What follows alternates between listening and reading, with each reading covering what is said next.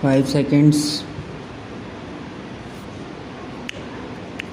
Pandit Ji's thoughts had a pronounced scientific outlook. A promoted the scientific temper while working and unceasingly for industrial revolution. This is part of our history. We have only to look around us and see the giant projects which he conceived, planned, and implemented to bring prosperity not only to his generation but for generations to come. He described these great enterprises as modest temples. These are indeed the most fitting memorials to this great son of India. Large irrigation and power projects and have made the deserts bloom and ensured uninterrupted water supply for the expansion and diversification of agriculture and industry, large and small. The basic heavy engineering and machine making industries provide the sinews to our industrial and agricultural growth, which is further augmented by the increasing use of indigenously manufactured fertilizers and pesticides. One has to view the great panorama of the Green Revolution and the socio-economic development programs ushered in by the National Extension Service and community development concepts. This will convey an idea of Panditji all comprehending mind, his faith in his people and his compassion and concern for the welfare of future generations. As one stands and contemplates those enormous modern temples, one cannot but be lost in admiration for this far-seeing architect of our nationhood. Panditji secularism was related to Gandhiji's realization of the universality of all religions. He made his own discoveries during his extensive travels within and outside the country. His keen appreciation of our variegated culture and the ancient heritage of this great country led him to believe that while no one can or should live in the past, we should understand and respect the composite character of our culture and the basic unity which pervades the several aspects of the many diversities in our composite culture. To deny this is to deny our nationhood. Panditji preached communal and racial harmony and respect for all religions. This is the basis of our democracy and socio-economic development and our survival as a nation. Panditji's contribution to the democratic process in this country shines like a beacon. He was a Democrat and believed that democracy is the only way of life and progress.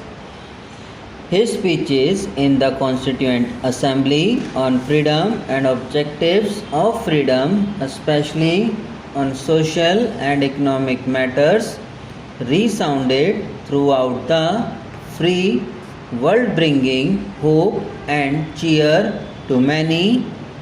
A sharp legal mind helped him in giving us a constitution.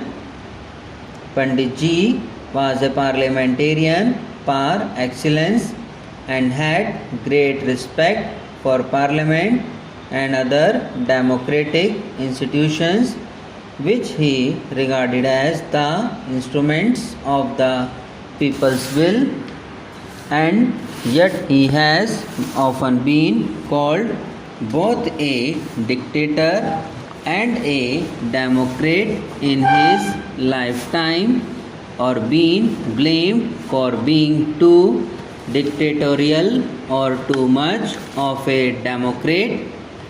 He had ways and was always impatient when faced with inaction, but he was no Caesar and was always a true democrat at heart. Tolerance is a prerequisite to a parliamentary democracy, and Pandit Ji, who taught the temper of peace in international affairs, maintained this quality in the working of our own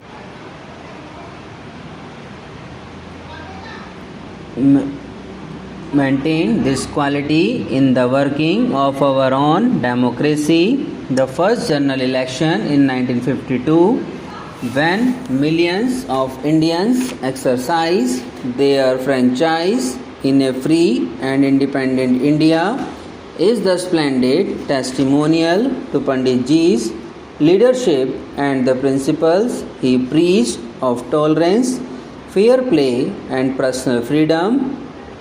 His unfaltering vision guided us in 3 general elections and gave us the confidence that we could run our own affairs.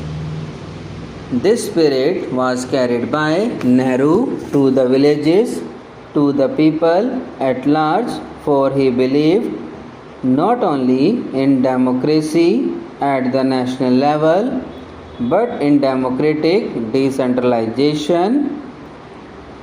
Pandit Ji taught us how to think and act democratically.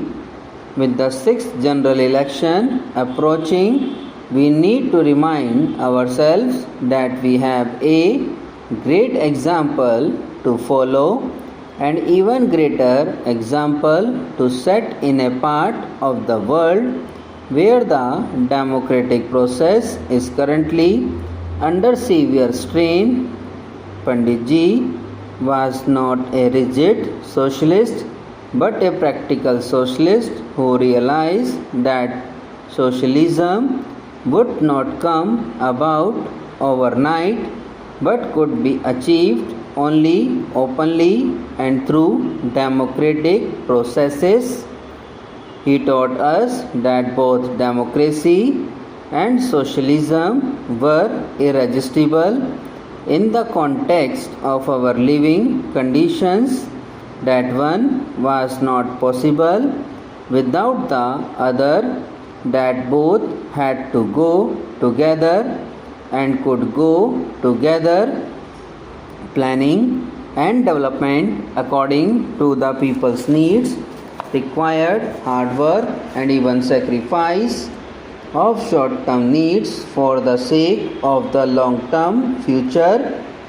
The public sector, for instance, had to be built in pursuance of this objective, and to balance the private sector and keep ulterior motives under control, the state had necessarily to invest in many industries in which large-scale private investment on such a scale was not forthcoming or even possible, particularly in science and technology and atomic energy.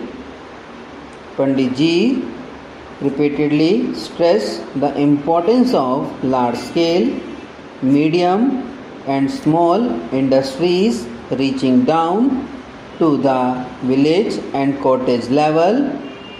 He perceived that these were complementary to each other and that the basic heavy industries were necessary for the growth and development of industries,